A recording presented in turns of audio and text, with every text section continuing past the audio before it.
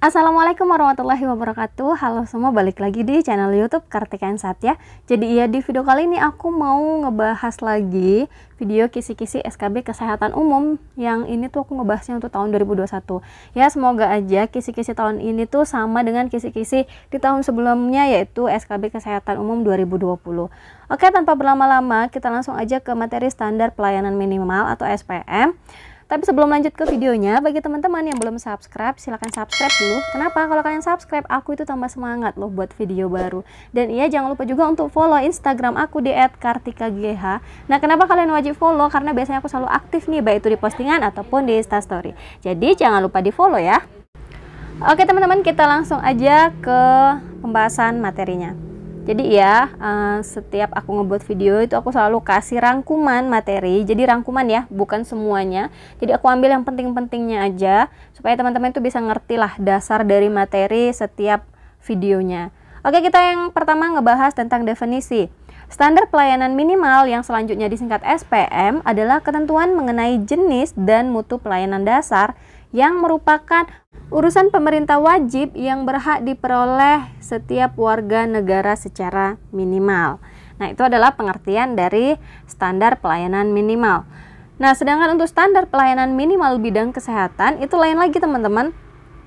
Jadi itu singkatan dari SPM Kesehatan yang merupakan ketentuan mengenai jenis dan mutu pelayanan dasar minimal bidang kesehatan yang merupakan urusan pemerintah wajib yang berhak diperoleh oleh setiap warga negara. Jadi ini berkaitan dengan mutu pelayanan bidang kesehatan. Nah, untuk landasan hukumnya sendiri ini sebenarnya aku bagi ya. Kalau misalnya yang ditanya adalah landasan hukum tentang SPM, itu adalah Peraturan Presiden atau PP nomor 2 tahun 2018. Itu tentang SPM, jadi yang umum. Sedangkan kalau yang untuk bidang kesehatan itu sebelumnya adalah Permenkes nomor 43 tahun 2016. Nah, ini ngebahas tentang SPM bidang kesehatan. Hanya saja Permenkes yang ini sudah dicabut gitu. Jadi sudah dirubah, diperbarui kepada Permenkes nomor 4 tahun 2019. Jadi ini yang terbaru. Nah, ini berlakunya kemarin adalah pada tanggal 1 Januari 2019 gitu. Nah, ini ngebahas tentang standar teknis pemenuhan mutu pelayanan dasar pada SPM bidang kesehatan. Nah, misalnya teman-teman mau lengkapnya, filenya tuh banyak banget, ada 130 halaman kalau nggak salah slide-nya. Jadi daripada yang 139 itu aku masukin semua, itu kayaknya nggak logis juga gitu kan. Aku mau berapa slide ngejelasinnya gitu. Jadi ini aku ambil yang penting-pentingnya aja. Oke, untuk SPM terdiri atas standar pelayanan minimal kesehatan daerah provinsi dan standar pelayanan minimal kesehatan daerah kabupaten dan kota. Jadi kalau ditanya SPM itu terdiri dari apa, ini untuk daerah provinsi dan kabupaten atau kota ya. Oke, kita lanjut. Nah, untuk jenis pelayanan untuk SPM kesehatan itu untuk daerah provinsi terdiri atas dua ini ya teman-teman. Nah, jadi yang pertama pelayanan kesehatan bagi penduduk terdampak krisis kesehatan akibat bencana dan atau berpotensi bencana. Sedangkan untuk yang kedua ini adalah pelayanan kesehatan bagi penduduk yang kondisi kejadian luar biasa provinsi. Jadi kayak KLB gitu. Ini masuk ke dalam jenis pelayanan daerah provinsi. Nah, sedangkan untuk daerah kabupaten atau kota ini terdiri dari ini tadi. Yang pertama adalah pelayanan kesehatan ibu hamil, pelayanan kesehatan ibu bersalin, bayi baru lahir, balita, kemudian pada usia pendidikan dasar, pelayanan kesehatan pada usia produktif, usia lanjut, hipertensi, DM, kemudian orang dengan gangguan jiwa berat, pelayanan kesehatan dengan orang terduga tuberkulosis, dan orang dengan resiko terinfeksi virus yang melemahkan daya tahan tubuh manusia, yang bersifat peningkatan atau promotif dan preventif. Nah, ini masuk ke dalam jenis pelayanan pada standar pelayanan minimal kesehatan daerah kabupaten atau kota. Oke, kita lanjut. Nah, untuk pembina atau pengawas ya. Nah, kemarin kayaknya aku pernah ngebahas yang bertanggung jawab atas SKN itu apa. Nah, ternyata di SPM ini ada juga nih teman-teman yang melakukan monitor dan evaluasi serta pembinaan dan pengawasan. Ini adalah Menteri Kesehatan, kemudian pemerintah daerah provinsi, dan pemerintah daerah kabupaten atau kota. Jadi ini yang bertanggung jawab untuk memonitor dan evaluasi serta pembinaan dan pengawasan. Jadi jangan sampai lupa ya, untuk SPM ini Menteri Kesehatan, pemerintah provinsi dan kabupaten atau kota. Nah, untuk ruang lingkupnya apa aja sih? Standar teknis pemenuhan mutu pelayanan dasar pada SPM bidang kesehatan meliputi ada ketiga ini ya. Nah, ini yang cukup banyak karena kita tadi dibagi ya untuk jenis layanan yang provinsi dengan kabupaten atau kota itu kan banyak.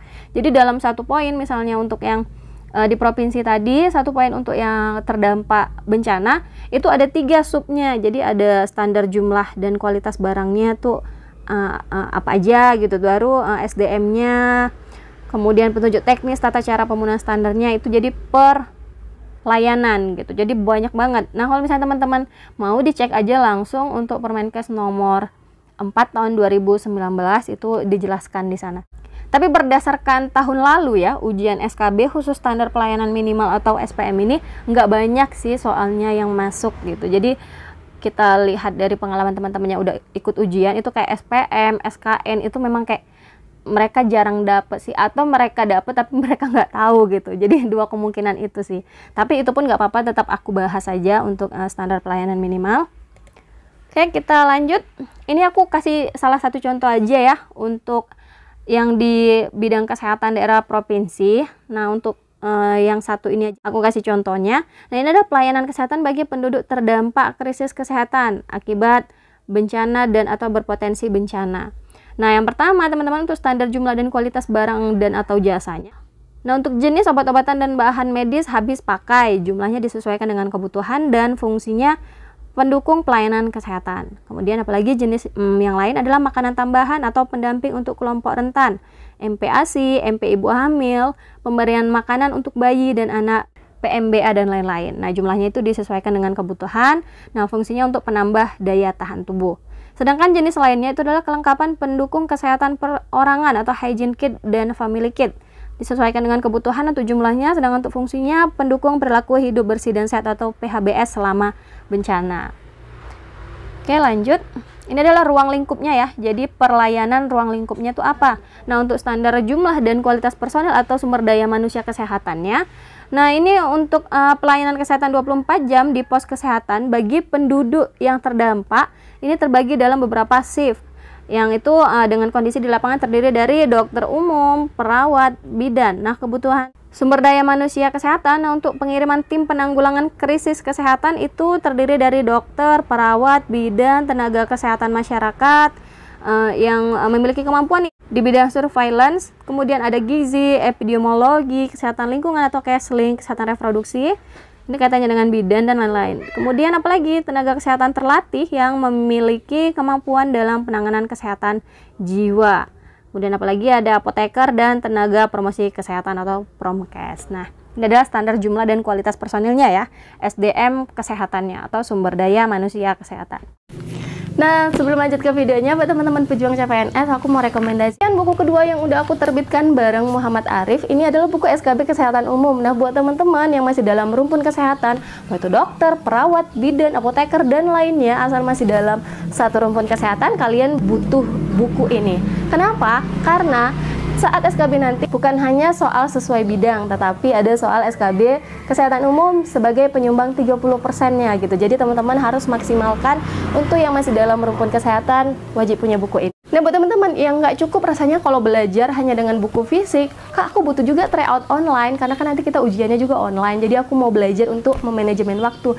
Tenang aja, aku ada rekomendasinya. Nah, ya aku mau rekomendasiin website online jadi cpns.com. Nah, teman-teman yang penasaran gimana sih Kak websitenya? Nah, kalau kalian belum daftar akun, kalian tinggal daftar aja. Dan kalau kalian udah login, kalian tinggal klik aja menu di sebelah kiri atas. Kemudian kalian klik pembelian paket soal.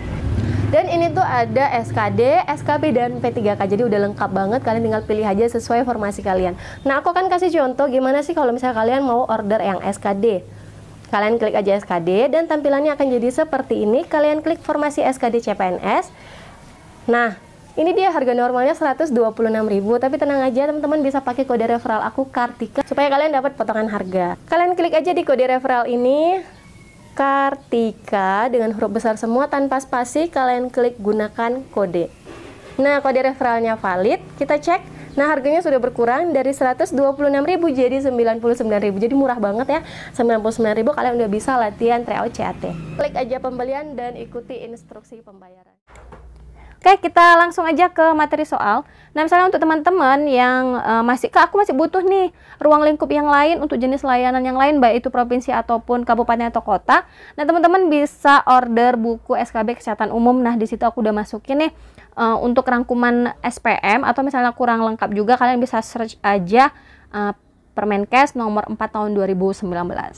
Oke, kita langsung ke soal.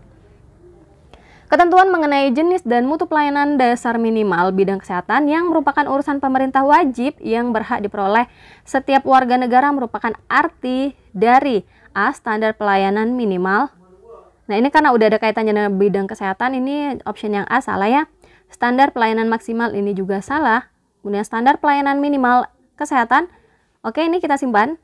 Standar pelayanan kesehatan ini juga kurang tepat. Standar pelayanan kesehatan minimal ini kebalik kata-katanya. Jadi yang paling benar adalah yang ya C. Jadi SPM, standar pelayanan minimal kesehatan. Oke, kita lanjut ke soal nomor 2. Landasan hukum terbaru terkait standar pelayanan minimal bidang kesehatan adalah A. Peraturan Presiden nomor 2 tahun 2018. Nah, ini kaitannya dengan SPM aja ya. Jadi bukan SPM bidang kesehatan. Kemudian untuk Permenkes nomor 43 tahun 2016.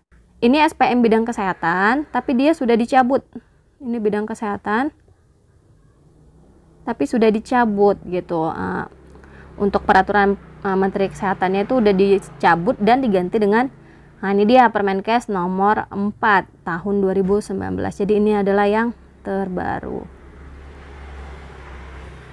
Nah, yang D Permenkes nomor 43 tahun 2019 ini salah. Kemudian peraturan Presiden nomor 4 tahun 2019 juga salah, karena ini bukan PP ya, bukan peraturan Presiden, tapi yang benar itu adalah PMK atau Permenkes nomor 4 tahun 2019. Jadi jawaban yang paling tepat adalah option ya C. Kita lanjut ke soal berikutnya. Standar pelayanan minimal bidang kesehatan terdiri atas A. SPM provinsi dan kabupaten atau kota, SPM pemerintah, C. SPM nasional, D. SPM kelurahan dan kecamatan, E. SPM dinas kesehatan. Nah, jawaban yang paling tepat udah ketahuan ya tadi dari rangkuman materi kita sebelumnya. Nah, jawaban yang paling tepat adalah SPM provinsi dan kabupaten atau kota. Jadi jawaban yang paling tepat adalah option A. Kita lanjut ke soal nomor 4. Manakah di bawah ini yang merupakan bagian jenis pelayanan dasar dari standar pelayanan minimal kesehatan daerah provinsi? Nah, tadi udah sempat aku jelasin nih jenis layanannya apa aja sih, kalau untuk yang di provinsi apa, dan untuk yang di kabupaten atau kota itu apa. Nah, untuk yang di provinsi itu ada 2 ya teman-teman, untuk pelayanan kesehatan bagi penduduk terdampak krisis kesehatan akibat bencana itu adalah salah satunya gitu. Jadi kalau untuk pelayanan kesehatan Ibu Ana ini daerah kabupaten atau kota, kemudian untuk pelayanan orang terduga tuberkulosis ini kabupaten atau kota, pelayanan kesehatan balita ini kabupaten atau kota, dan yang E pelayanan kesehatan penderita hipertensi ini juga kabupaten atau kota. Sementara yang di soal yang ditanya adalah standar pelayanan minimal daerah provinsi. Jadi jawaban yang paling tepat adalah yang ini salah ya, sorry, ini salah. Jadi jawaban yang paling tepat adalah yang D. Kita lanjut ke soal nomor 5. Jumlah tablet darah pada standar pelayanan minimal kesehatan daerah kabupaten atau kota untuk pelayanan kesehatan ibu hamil adalah, nah ini dia yang tadi udah aku jelasin ya teman-teman, karena per jenis layanan baik itu provinsi atau kabupaten atau kota itu dia punya ruang lingkup tadi, apakah itu standar alat dan yang lain yang 3 poin tadi itu. Nah, untuk SPM kesehatan daerah kabupaten atau kota untuk pelayanan kesehatan ibu hamil, tablet tambah darahnya itu jumlahnya adalah 90 tablet kali jumlah ibu hamil gitu. Jadi jawaban yang paling tepat ada pada option ya C. Nanti kalau mau lengkapnya itu tadi ya, apakah order buku SKB Kesehatan Umum aku yang ada di Shopee, kalian bisa klik aja di description box, itu ada linknya, atau teman-teman bisa search aja PMK atau Permenkes nomor 4 tahun 2019. Soal nomor 6, standar pelayanan minimal pelayanan kesehatan bagi penduduk terdampak krisis kesehatan akibat bencana dan atau berpotensi bencana provinsi, kebutuhan SDM kesehatan atau sumber daya manusia kesehatan untuk pengiriman tim penanggulangan krisis kesehatan adalah, nah tadi udah sempat aku ringkas juga di materi. Nah, untuk perawat ini masuk ya, jadi ya masuk ke dalam SDM kesehatan. untuk di layanan provinsi. Rekam medis ini enggak, kemudian fisioterapi juga enggak, dokter hewan juga enggak, yang ada dokter ya, jadi dokter umum gitu. Dan perawat gigi ini juga enggak. Jadi yang masuk ke dalam SDM kesehatan untuk pengiriman tim penanggulangan krisis itu yang termasuk adalah perawat, karena ada dokter, perawat, bidan, dan lainnya tadi tenaga kesehatan yang udah aku jelasin di rangkuman materi. Jadi jawaban yang paling tepat untuk soal nomor 6 adalah option A. Oke teman-teman, kayaknya itu aja dulu yang bisa aku share ke kalian. Semoga ini bisa bermanfaat ya. Jadi teman-teman ngerti lah untuk gambaran soal untuk SKB Kesehatan Umum itu kayak gimana sih gitu. Dan iya, kalau misalnya kalian suka sama channel aku, jangan lupa untuk subscribe. Ada tombol merah di bawah, kalian tinggal klik aja. Terus kalian like video ini kalau kalian suka, dan share ke seluruh sosial media yang kalian punya. Makasih yang udah nonton, see you next video. Assalamualaikum warahmatullahi wabarakatuh. Dadah.